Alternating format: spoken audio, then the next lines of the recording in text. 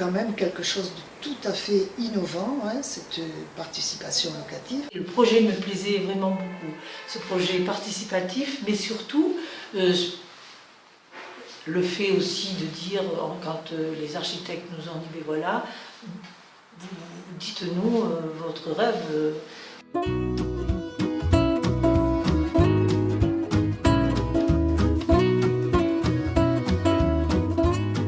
Pour moi, il était important d'avoir leur retour, le retour sur le déménagement, sur ils ont pris leur marque, comment ils se sentent dans leur logement. Le premier ressenti, c'est cet espace.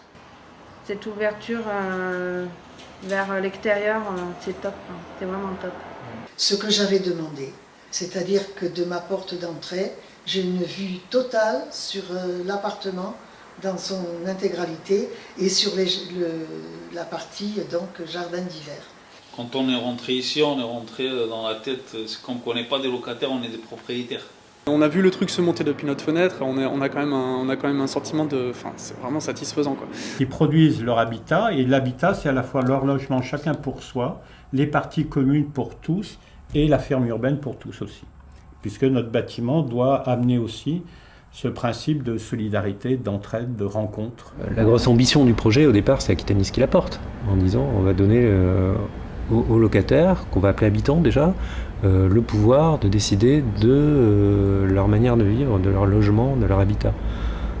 Nous, on n'a fait qu'accompagner ça, au même titre que l'ingénieur béton, l'acousticien, voilà. Donc, en revanche, je pense que oui, ça peut avoir un effet, surtout si évidemment s'il y a d'autres expériences et plus qu'expériences, d'autres opérations de ce type, et si elles se mettent en réseau. Voilà. Là, oui, il peut y avoir des choses intéressantes, ouais. Bien sûr.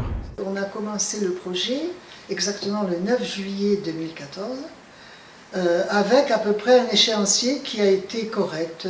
On nous avait dit peut-être à quelques 6 mois de différence, même pas 6 mois, hein, très peu. Donc on savait qu'il nous fallait du temps. C'est vraiment satisfaisant parce que tous ces mois où on s'est dit bientôt, et puis là, maintenant c'est dans 6 mois, là c'est dans 2 mois, là c'est dans 1 semaine. Donc dans la vie, en 4 ans, il peut s'en passer plein de choses. Mais voilà, on a quand même tenu ce rêve. Et aujourd'hui, on peut dire que c'est vraiment une réalité. Au bout de 4 ans... Ça nous a changé la vie réellement, quoi. On avait commencé par faire les logements pour faire la résidence, la boîte. Donc là, vous avez les logements. Alors on dirait pas, ils sont tout pleins, mais en gros, avec de l'habileté, du temps, des cutters, de la colle, etc., vous allez faire le logement. Et après, on va le ranger dans la résidence. Participer à la création de son appartement, je trouve que c'est génial.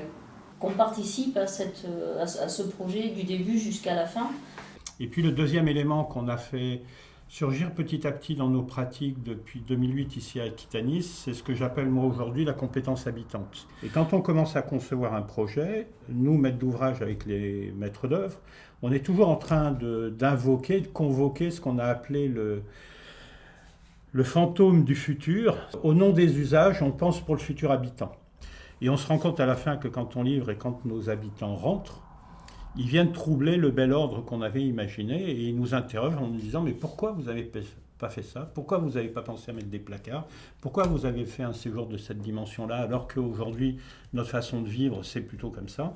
C'est important de me sentir bien, c'est ce que je disais aussi aux archis, que pour moi, être bien de mon appartement, c'est la première chose qu'il me faut. On a été convoqués par les architectes, Sigrid et Antoine, et je leur ai expliqué ce que je voulais. Je voulais, là j'ai un T3, je vais avoir un T2, avec une chambre, une salle de bain avec fenêtre. Et ensuite, il y a les grandes pièces, il y a le jardin d'hiver, là je trouve que c'est extraordinaire ça aussi. Et au bout de quelques temps, ils m'ont envoyé 2 plans de logement et un qui m'a vraiment enchantée. C'est vrai que c'est vraiment, pour moi, c'est une très belle expérience. Là, moi, j'ai fait des très belles rencontres, hein. Aussi bien de côté Aquitanis que je ne m'attendais pas. Aussi bien des personnes, mes voisins, mes futurs voisins. Là, on est à 43 ou 45 logements, de 43 ou 45 projets individuels. C'est une première, je pense qu'on est un des premiers organismes en France à tenter ça, parce qu'il va se fabriquer une communauté On les voit déjà, d'ailleurs, ils ont un niveau relationnel et de relation amicale assez intense. Et moi, ce qui m'a le plus attiré, c'est l'esprit communautaire du système. On est devenu assez fusionnel. C'est-à-dire qu'au-delà du logement plus grand, plus clair, plus machin, c'est qu'il y a des valeurs qui ont émergé. C'est-à-dire des valeurs de... Voilà ce qu'on aimerait faire ensemble, tout simplement.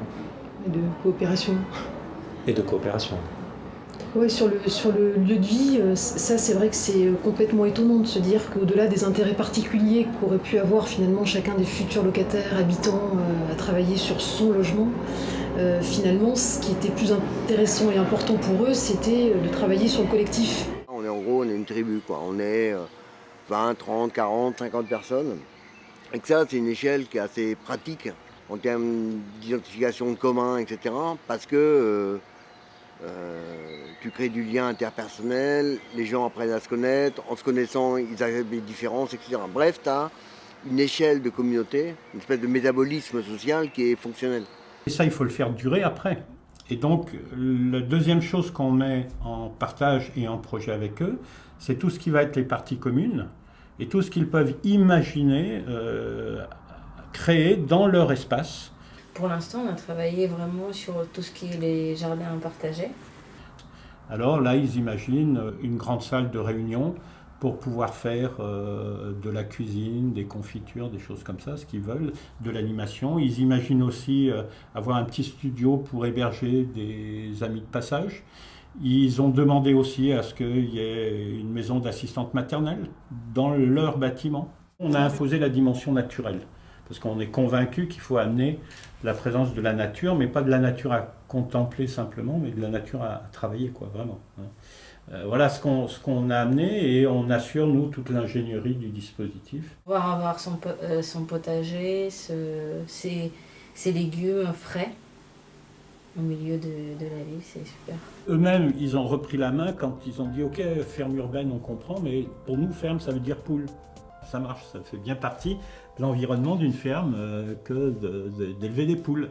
On est aussi très frugal, dans le sens où on dit « Nous, on ne finit pas grand-chose dans les logements ». Et donc, c'est une structure très brute. Il n'y a pas de peinture, il n'y a pas de sol souple. On va essayer de gagner partout pour donner plus de volume. Parce qu'on va avoir des pièces très très très grandes, quoi. Finalement, ils sont très sachants puisque ils habitent, ils vivent leur logement, leur espace, et donc leur expertise, soit elle n'est pas technique, soit elle n'est pas professionnelle, mais ils ont leur expertise propre en tant qu'habitants, tout simplement.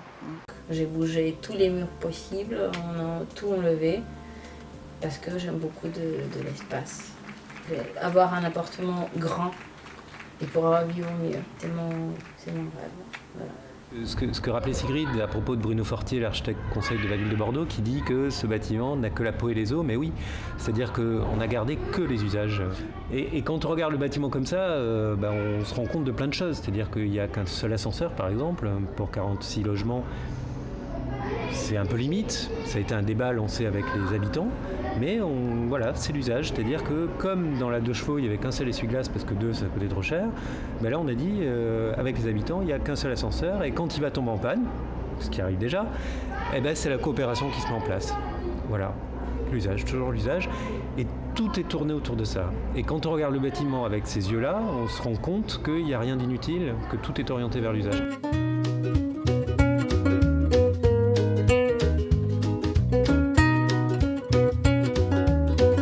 Super contente, le projet a été validé, le permis déposé. Le fait qu'on ait 20-30 familles qui vont arriver dans la résidence quand on va sortir les cartons et l'investir, il faut que la signature quelque part du groupe qu'on a aujourd'hui elle soit suffisamment solide, qu'ils soient capables de dire ce qu'ils sont de manière à ce qu'on ne perde pas tout le travail qu'on a fait, quoi. Le groupe il marche bien dès lors qu'il y a de la confiance, quoi. Donc la confiance on la construit pas tant dans la discussion bilatérale que dans les discussions collectives, quoi. C'est-à-dire que tout le monde arrive quand même plus ou moins en ayant une idée précise de ce qu'il veut, et puis après la discussion fait que ça finit par déboucher sur un truc de bon sens, quoi. Une espèce de don comme ça qui fait que ça marche, quoi, toujours. Quand quelqu'un n'est pas d'accord, tout le monde arrive à s'entendre sans que personne change d'avis, donc je sais pas exactement comment ils se démerdent, mais ça fonctionne.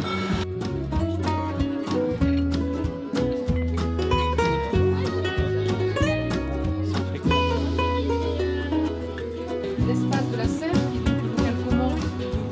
Ce dont on a beaucoup parlé, ce qui a été beaucoup travaillé, ce sont les jardins partagés, les alentours, tout ce qui va être collectif. L'histoire du jardin, en tout cas, c'est quelque chose qui me tient à cœur, puisque c'est même le projet le plus important pour moi, puisque je trouve ça assez génial à la fois de vivre dans un quartier type cité, comme le Grand Parc, et de pouvoir planter des légumes et de se nourrir avec, éventuellement. Enfin, j'espère qu'on pourra, en tout cas. Ce qui était important, c'était de rentrer en gros des fonctionnalités au moment du dépôt de permis de construire, de manière à ce que le champ du possible reste ouvert, quoi. Et là, concrètement, le permis il est déposé depuis une semaine, quoi. Donc on est dans cette configuration-là. Voilà, on commence à parler d'assaut, de chartes, de trucs comme ça pour qu'il y ait une vie ensemble qui soit la plus agréable possible et puis la plus saine dans la meilleure ambiance, quoi. Pour résumer, ça fait un mythe, une fois, un combat. Voilà, locus solus. Et locus, c'est un peu ça, quoi. C'est-à-dire qu'en gros, c'est un bel objet. C'est un bel objet humain et je pense qu'à terme, ce sera un bel objet d'architecture. Mais en tout cas, c'est un bel objet. Et les gens, ils sont vraiment sympas, quoi. C'est que du plaisir, quoi. Voilà. Ce qui compte, c'est pas qu'il y ait une expérience comme celle-là dans un endroit, c'est qu'il y en ait plein d'autres. Et que finalement, voilà, cette chose si normale le devienne enfin vraiment. Puis on se rend compte aussi que les habitants sont extrêmement raisonnables. Ouais, c'est dingue. C'est-à-dire que par rapport au palais de Marbre Rose dont je parlais tout à l'heure, où on disait bon, tout est possible, finalement, les habitants, il a presque fallu... Alors dire, bon allez, un peu quoi, ouais, un peu plus grand, un peu plus... Il a fallu les tirer par la manche pour que... Voilà, et là je pense que là aussi il y a une question d'hérédité, quoi. On n'a pas l'habitude de nous demander ce qu'on veut, et puis du coup on ne s'est jamais posé vraiment la question non plus de ce qu'on voulait, et de l'étendue des possibles, et de ce qui est possible, pas possible, tout ça. Bon. Et ça c'est... Donc finalement, qu'est-ce qu'on risque ? Qu'est-ce qu'on risque à faire, ce type de démarche participative en logement locatif ? Pas grand-chose, quoi.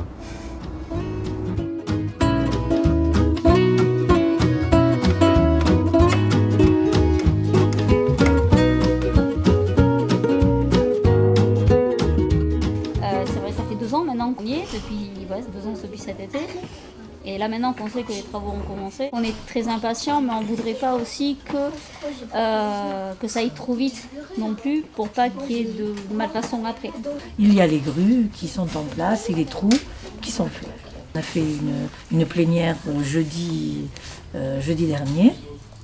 On était assez nombreux ici à la bibliothèque.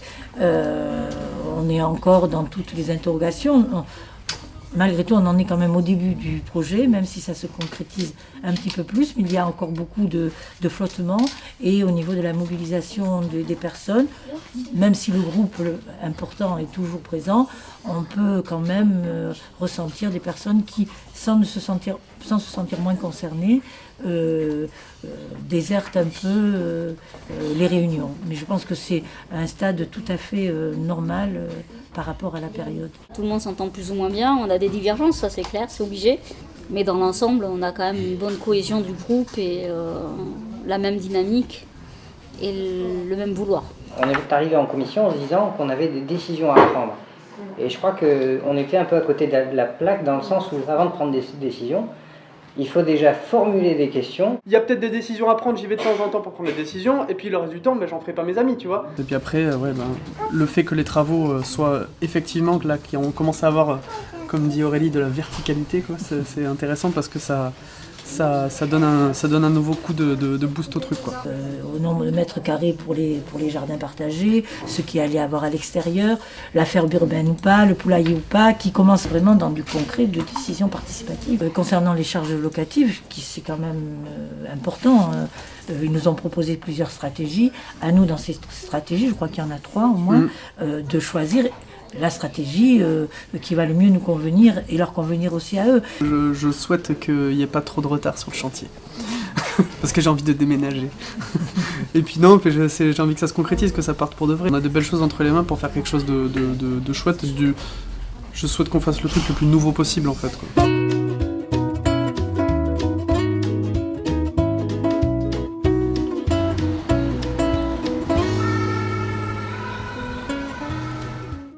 coursive qui est censée être privative. Donc là, c'est ce qu'ils appellent le jardin d'été. Donc on s'est mis une petite banquette et tout, donc c'est quand même assez agréable parce que le matin il y a du soleil et le soir il fait frais, donc c'est cool. Un peu l'entrée avec du matos pour travailler. Là il y a notre chambre et puis on arrive tout de suite sur le reste de l'appartement avec l'escalier qui mène aux chambres qui sont à l'étage. Et puis là voilà, il y a une cuisine ici. Et puis le jardin d'hiver avec l'extérieur qui est à l'intérieur. Le truc c'est qu'on s'est organisé un peu comme si on faisait construire, quoi. C'est-à-dire qu'on est arrivé, on s'est dit bon alors qu'est-ce qu'on va mettre où, qu'est-ce qu'on va avoir comme place, quelle va être l'échelle. Donc...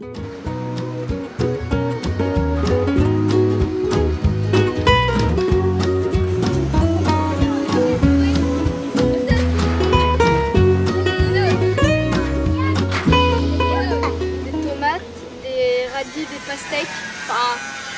un peu tout. C'est ma pastèque. Les gens vivent bien ensemble, on désire son voisin un petit peu, parce que on ne le subit plus. Hein. Le petit truc, c'est comment partant de là, tu forges une communauté qui s'ancre sur quelque chose de très collectif, quoi. Beaucoup d'affection, beaucoup de bienveillance en tous les cas. Moi je crois que bienveillance est un mot important dans Locus, envers tout le monde. L'aventure du Locus Solus, c'est de vivre ensemble, mais aussi de faire des choses ensemble, faire vivre cet immeuble. Savoir qu'on peut quand même, enfin j'espère, être tranquille chez soi, mais aussi à tout moment aller voir les voisins, téléphoner, prendre l'apéro ensemble, faire des fêtes. Je suis agréablement surpris, et on est plusieurs dans ce cas, les gens, en fait, il y a une réelle envie quoi, de vivre dans ce genre de truc, quoi. Il y a une réelle envie des gens de partager un truc, d'être dans une ambiance de vie plus agréable.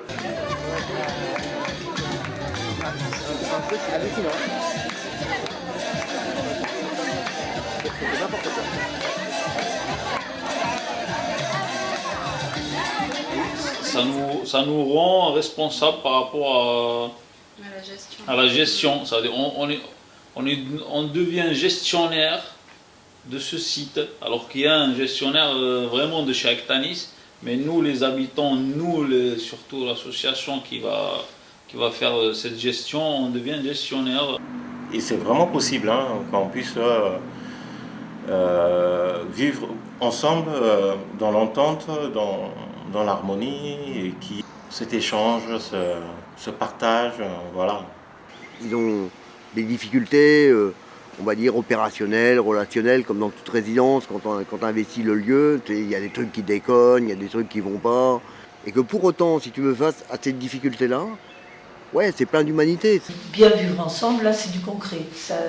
C'est très concret, ce ne doit pas être que des mots. Et je crois qu'il y a une vraie volonté de le faire, du moins de la part des locataires. On naviguait à vue. Ce qu'on avait pour nous, c'est cet enthousiasme, vraiment, et ce plaisir de voir aboutir ce projet. Et aujourd'hui, ce projet-là, il dit que c'est possible, que ça coûte pas plus cher, que ça prend pas plus de temps, et qu'à l'arrivée, on a des gens qui vous disent que ça a vraiment changé des choses dans leur vie. Donc ça aussi, c'est presque facile à faire dès lors qu'on décide de le faire. Tout ce qu'on peut nous souhaiter à nous, c'est que ce projet puisse être une réussite et qu'on puisse être vraiment un témoignage pour dire ou pour que les autres puissent voir que c'est possible encore.